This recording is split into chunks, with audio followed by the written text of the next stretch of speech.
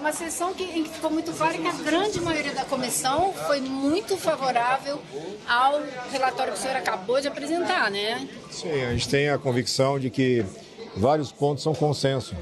A gente conseguiu construir isso ouvindo os técnicos, os profissionais, levando a discussão para um campo técnico, saindo daquela politização que atrapalha qualquer negociação política, como a gente viu semanas atrás. Então, acho que o resultado positivo, na próxima semana, a votação. O senhor tem alguma expectativa a respeito de como a Câmara vai reagir a esse texto? Eu conversei ontem com o relator, o Derrite, conversarei hoje com o presidente Hugo Mota. A gente está trabalhando para construir também com eles consensos, sem abrir mão da autonomia que cada casa tem e sem abrir mão daquilo que tecnicamente é necessário fazer. Acho que avançamos bastante no texto, a expectativa também é de acolhimento lá na Câmara dos Deputados. O destaque do seu relatório foi a definição de organização criminosa ultraviolenta e isso ficou bem claro entre facção criminosa e milícia privada. Você acredita que esse ponto poderá trazer um consenso em relação a essa definição e aprovar essa mudança que foi, eu acho que, crucial no seu relatório? Eu acredito que, se não todos, a imensa maioria dos técnicos ouvidos foram nessa linha. Tipos penais não podem ser abertos, eles não podem estar entregues à subjetividade. O que é ultraviolento? É matar 2, é matar 10, é matar 100? Então, quando a gente coloca critérios mais sólidos e objetivos, a gente facilita a vida de quem vai aplicar a lei. Então, a gente aumenta a pena da organização criminosa tradicional, a gente cria essa modalidade com pena bem mais alta, que é para aquela facção, enfim, controle territorial ou atuação interestadual. E para as lideranças das facções, tratamento ainda mais duro. A pena final de um líder de facção ela pode chegar a casa de 120 anos. É um número astronômico, mas responde à demanda social que nós temos hoje, sem ferir nenhum tipo de princípio, seja da Constituição, seja da legislação. Agora, o senhor inovou num ponto muito interessante de trazer a taxação de bets para financiar o combate a esse tipo de crime. O senhor acredita que essa vai ser também um ponto de dificuldade na Câmara ou não? A gente sabe da força do lobby das bets, né? Aqui em qualquer lugar. Mas é uma medida razoável, porque sem orçamento não adianta falar em segurança pública. E as bets têm mais do que margem suscetível de tributação. O formato que a gente escolhe, que é uma CID, me parece tecnicamente ajustado, com potencial de arrecadação suficiente para fazer essa virada de página no enfrentamento ao crime, e a gente espera ter acolhimento dos colegas senadores e depois dos colegas deputados. Você acredita que na Câmara... Essa análise, 180 dias para análise dos fundos, qual a expectativa do senhor, uma vez que o grande problema foi retirar dinheiro da Polícia Federal de um desses fundos? A movimentação de fundos que foi proposta e aprovada pela Câmara dos Deputados, ela é irrisória. Ela tocava coisa de 5% a 10% de alguns fundos. Quando a gente coloca dinheiro novo na mesa, num volume muito mais alto do que qualquer outro fundo, e quando a gente abre esse prazo, a gente espera que o Executivo faça um dever de casa. Nós identificamos que existe sobreposição, existe empossamento, fundos que não estão bem desenhados, para que a gente possa ter a clareza para a administração pública, mas também para o cidadão. Para onde está indo nosso dinheiro? E se a decisão política é combater o crime, o dinheiro tem que ir para isso. Não pode ter captura corporativa. As questões corporativas, salários, remuneração, elas devem ser atendidas no orçamento tradicional, regular. Aqui o que a gente está tratando são de medidas especiais para combater o crime organizado que tanto atemoriza os brasileiros. E sobre as questões inconstitucionais que o Derrite teria dificuldade para aprovar o texto que o senhor fez na Câmara dos Deputados. Quais são os pontos mais sensíveis? Desculpe, o senhor falou mais cedo que o Derrite teria dificuldade para aprovar o seu projeto do jeito que está, com as modificações na Câmara dos Deputados. Quais são os pontos mais sensíveis que ele expôs para o senhor? Eu vou deixar que o próprio deputado se manifeste e imagino que ele fará isso após a aprovação no Senado. As duas casas têm autonomia total.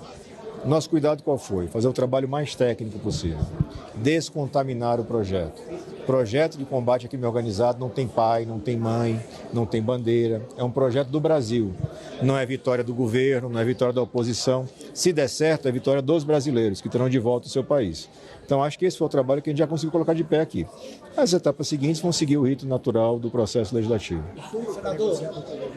Sim, nós dialogamos com a área de planejamento e a área de economia do governo, para que a gente tivesse a convicção de que faz sentido no arcabouço que nós temos montado, e foi plenamente aceito. Eu queria que o senhor falasse daqueles pontos inconstitucionais que o senhor resolveu tirar para evitar até uma judicialização posterior à aprovação da lei. Né? Eu acho que foi São 3 pontos. São 3 pontos, né? A competência do Tribunal do Júri, né? Existe uma preocupação justa da Câmara dos Deputados e de vários especialistas com relação à segurança e autonomia dos jurados, mas retirar a competência do júri é inconstitucional na nossa leitura. Então a gente ajustou isso, protegendo, reforçando cada vez mais a proteção aos jurados e criando alguns mecanismos de segurança a mais. Os outros 2 pontos são a restrição que foi aposta pela Câmara dos Deputados ao direito de voto do preso provisório e ao recebimento de auxílio de reclusão pelas famílias. Também esses 2 são direitos constitucionais das famílias ou do cidadão. Só pode se suprimir o direito político dele após trânsito de julgado. Então, naturalmente, não tem capacidade de fazer mudança nisso num projeto de lei. Se o parlamento decidir mudar essas coisas, vai ter que fazer através de uma mudança na Constituição. Senador, o senhor reagiu no relatório que na questão da integração não tem forças armadas. Por quê? A gente está tratando das forças que são ligadas diretamente ao combate ao crime organizado. As Forças Armadas não participam diretamente desse combate.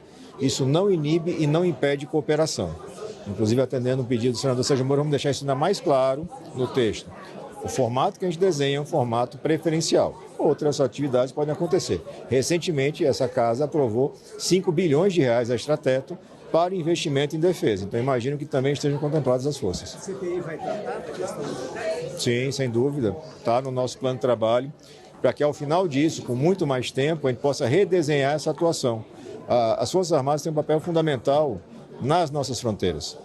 E esse papel hoje exige investimento, mais qualificação, mais pessoal e tecnologia. Se os 5 bilhões que já foram destinados não forem suficientes, seguramente o Congresso vai habilizar o necessário. Relator, só uma dúvida. O senhor tem uma expectativa, então, de aprovação na próxima semana? O senhor deve ter conversado com líderes, já deve ter um feedback do seu parecer que foi apresentado? Sim, a gente tem expectativa de votação e aprovação na próxima semana. Evidentemente, cada senador tem autonomia, pode e deve apresentar suas críticas, sugestões, isso vai ser apreciado, mas num contexto que já é de consenso. O Brasil precisa responder, o Congresso precisa responder essa demanda e precisa responder tecnicamente e com efeito prático. Tem que ter dinheiro na ponta. Como é que o senhor reage ao argumento da oposição que o texto do senhor é mais afeito ao governo? Me parece uma falta de leitura. Eu sugiro a leitura do texto e, a partir da leitura, seguramente essa impressão vai mudar. Se as penas máximas no projeto da Câmara chegavam a 85 anos, aqui ela chega a 120 anos. Então ninguém está passando a mão na cabeça de bandido. Se as ideias propostas pelo governo federal e pela Câmara dos Deputados foram contempladas, ninguém está tendo vitória. Essa discussão é pequena. As pessoas precisam deixar isso de lado. A gente tem que cuidar do Brasil. Não é de bandeira ideológica ou partidária. Se a gente ficar nisso, a gente não vai avançar. No episódio do Rio, hoje o senhor começou a fala do senhor citando a prisão do presidente da Assembleia. Inclusive, o deputado TH Joias estaria convocado para vir na CPI. Para a CPI, sim. Deixa eu comentar sobre isso. Não, você tem ali um exemplo concreto do tamanho da infiltração do crime organizado, né? O deputado TH Joias, ele foi eleito já condenado como faccionado e como traficante. E nessa condição ele foi valorizado, recebido, teve acesso às estruturas do Estado. E aparentemente, a gente não deve fazer um juízo de valor precoce, mas aparentemente o presidente da Assembleia Legislativa do Estado do Rio de Janeiro hoje é preso preventivamente por ter colaborado, ter favorecido esse criminoso faccionado. Isso é uma gravidade absoluta. E é uma demonstração, porque existe um senso comum que tenta colocar crime organizado só como aquela figura do cidadão armado de fuzil na favela. Aquilo ali é um sintoma. Aquilo ali acontece porque toda a estrutura do crime organizado viabilizou, especialmente através da corrupção e da infiltração do Estado. Esse é o crime que a gente vai combater. O presidente da Assembleia pode ser ouvido? CPI também? Vai depender do desenrolar, não vejo por que não. É possível que sim. Senador, eu queria assistir um pouquinho da questão da integração. Na sua opinião, como deve ser a participação deles? Integradas, exercendo as suas atribuições. É a atribuição das Forças Armadas a proteção das fronteiras. É notório que é pelas fronteiras que ingressam armas e drogas. Como é que a gente faz esse combate? Acho que o governo federal finalmente acorda para essa situação.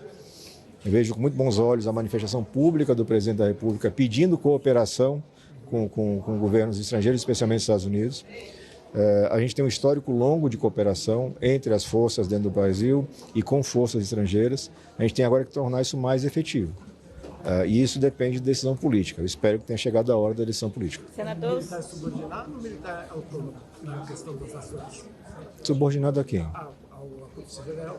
Não existe.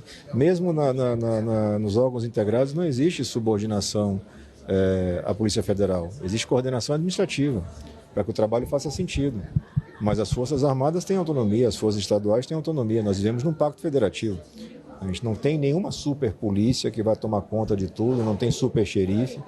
Tem que ter estrutura, financiamento adequado, lei adequada, vontade política para executar. Se a gente juntar esses ingredientes todos, a gente vai resolver o problema. Senador, de que forma a sua experiência como delegado, e hoje é seu dia, parabéns, contribuiu para o senhor trazer isso que o senhor chama de tecnicidade de volta para o projeto antifacção? É o conhecimento profundo de causa, né? Tanto atuando na ponta como na gestão. Dirigir a polícia do meu estado. Sim, eu acompanho isso há 24 anos. A gente sabe exatamente o que é necessário fazer. Os técnicos de segurança pública do Brasil sabem o que é preciso fazer. Em regra, o que falta é financiamento e vontade política. Ajustes de legislação são importantes, eles favorecem. Mas a gente aumenta agora as penas duramente. Essa não é a resposta por si só. A gente precisa de outras medidas. Eu dou exemplo sempre do Marcola. O Marcola já está condenado a 330 anos com a lei anterior. Nessa lei nova ele vai o quê? Para 1000 anos? Isso vai mudar alguma coisa? Acabou o PCC? Não. Mas se eu financiar adequadamente, eu tiver integração no combate ao crime, aí sim eu faço a asfixia da facção. Eu aumento o custo para ser criminoso, eu aumento o custo de ser faccionado. E a gente não vai fazer isso pela violência, a gente vai fazer isso pela lei e pela boa aplicação.